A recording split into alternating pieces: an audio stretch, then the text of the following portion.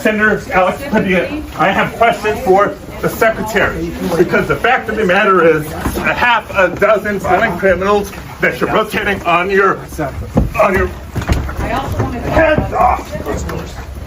how many of our ICE agents have been doxxed for doing their duty, how they have been targeted. Today we witnessed what I believe to be the most disgusting display of the Trump administration so far, with the arrest of California Senator Alex Padilla, a man who was doing his job by speaking out against this authoritarian regime on behalf of his constituents in California, and was met with brutal force, thrown to the ground and arrested by Donald Trump's thugs. Now, right after he was released from this gross detainment, he immediately got back to doing his job, as we would expect from such a brave senator calling out Donald Trump. And this administration is panicking so much, so they sent Kristi Noem on Fox to lie about it.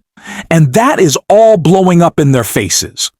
We're going to get into it all, but before we do, if I could quickly ask you to subscribe to this channel, it goes a long way in supporting our work. Now let's check out Alex Padilla, immediately responding to Donald Trump, and then we'll see the lies of Kristi Noem that got called out. I'm Senator Alex Padilla. I have questions for the secretary, because the fact of the matter is a half a dozen violent criminals that you're rotating on your I also want to heads off. how many of our ICE agents have been doxxed for doing their duty, how they have been targeted. So you guys have some questions. I'm going to read a brief statement. I will not be taking questions, but allow me to read my statement. I'm here in Los Angeles today, and I was here in the federal building, in the conference room, awaiting a scheduled briefing from federal officials as part of my responsibility as a senator to provide oversight and accountability. While I was waiting for the briefing with General Guillot, I learned that Secretary Noem was having a press conference a couple of doors down the hall. Since the beginning of the year, but especially over the course of recent weeks, several of my colleagues have been asking the Department of Homeland Security for more information and more answers on their increasingly extreme immigration enforcement actions. And we've gotten little to no information in response to our inquiries. And so I came to the press conference to hear what she had to say, to see if I could learn any new additional information. And at one point, I had a question. And let me emphasize, just as we've emphasized the right for people to peacefully protest and to stand up for their First Amendment rights, for our fundamental rights. I was there peacefully. At one point, I had a question. And so I began to ask a question. I was almost immediately forcibly removed from the room. I was forced to the ground, and I was handcuffed. I was not arrested. I was not detained. I will say this. If this is how this administration responds to a senator with a question, if this is how the Department of Homeland Security responds to a senator with a question, you can only imagine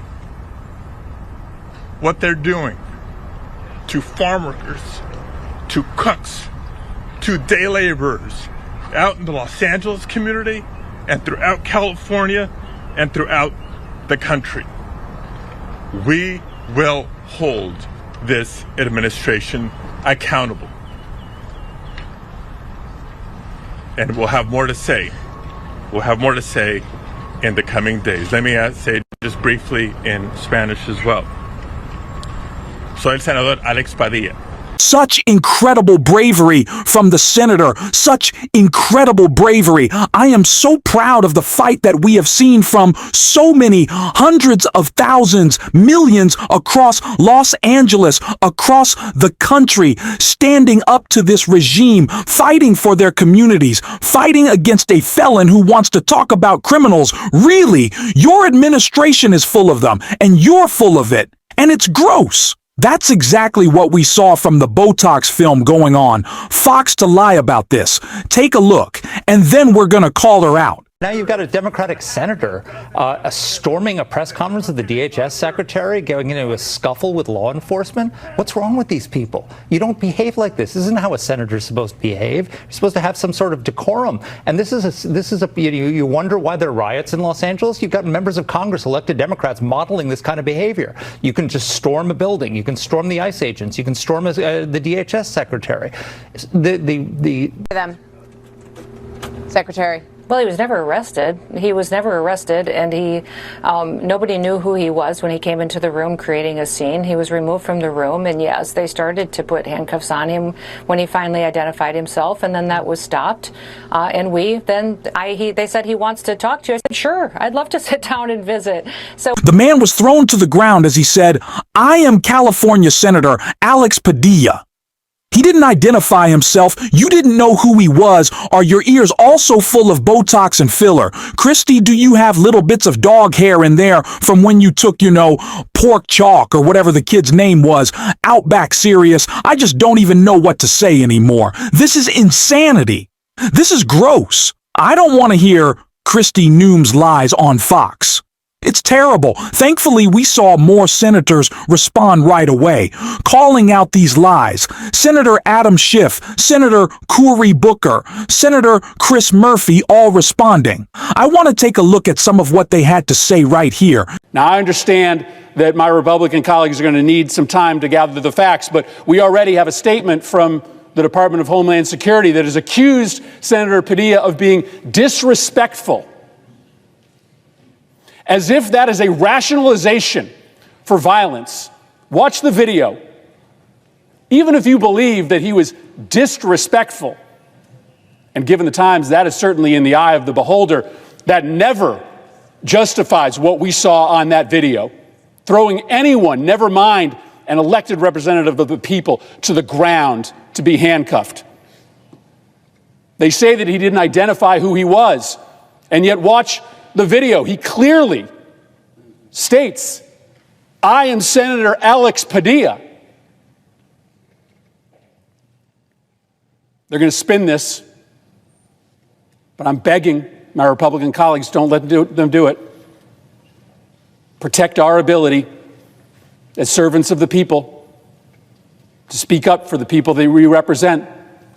Make sure that we do not normalize this kind of violence simply because the White House doesn't agree with people who dissent. If this is how a United States senator can be treated, then none of us ultimately are immune. If this is how a United States senator can be treated, none of our constituents are safe. This is a test for the country, but this is a test for the United States Senate as well. I yield the floor. I never thought I would imagine having to stand here and discuss what I saw today. A United States senator in his own community, in the city in which he grew up, elected under the authority of the people, stepping forward to get answers to legitimate questions. And we see him being thrown to the ground after being removed from a room forcibly and put into handcuffs by multiple people. This, to me, is such an abuse of authority. It is a violent act, and there can be no justification of seeing a senator forced to their knees, laid flat on the ground, their hands twisted behind their back, and being put into restraints. If you see the video, at that point, he's not fighting, he's not pushing. But this is a pattern and a practice. This is not an isolated incident. I remind people that in my own community, in the city of Newark, we had a congresswoman and a mayor at a facility. The mayor invited into the gate the Congress people, invited into a conference room, and then the mayor asked to leave, who did leave, and then numerous agents run out to arrest that mayor. Now, the judge in this case said it was outrageous, reprimanded the Trump administration for the arrest in and of itself. We see time and time again with this administration trying to precipitate a response by the misuse and the abuse of force. This is more akin to authoritarian governments.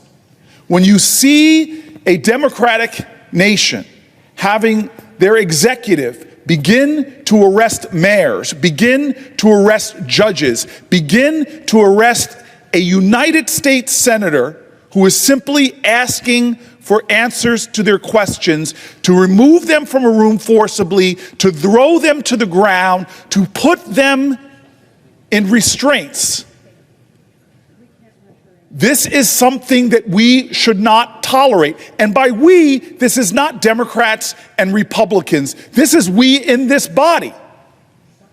We have a constitutional obligation to provide oversight to the executive.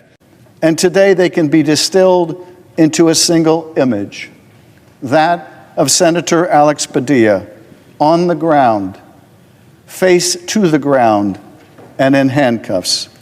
If you are looking for an image of our democracy in handcuffs, look no further. America, we have a choice. We can rededicate ourselves to the vision of our founders, one born of struggle against autocracy, one pledged to a form of self-governance that elevated the people over the powerful, that believed we possessed sufficient virtue to be self-governing, that we did not need to be governed by a despot. We can rededicate ourselves to that vision, or we can continue to travel down our present path of incivility, of division, of might, not making right, but making wrong, a celebration not of self-governance, but of self-destruction. I believe in this country. I believe we are a great country because we have always strived to be a good country. I believe in this country because of good people like Alex Padilla. Wonderful people, beautiful people, courageous people, patriotic people. Alex Padilla's story is the story of all of us, the story of what's possible in this country. He is a good and decent man. He is a great and capable senator. He deserved better than what he got in that federal building in Los Angeles.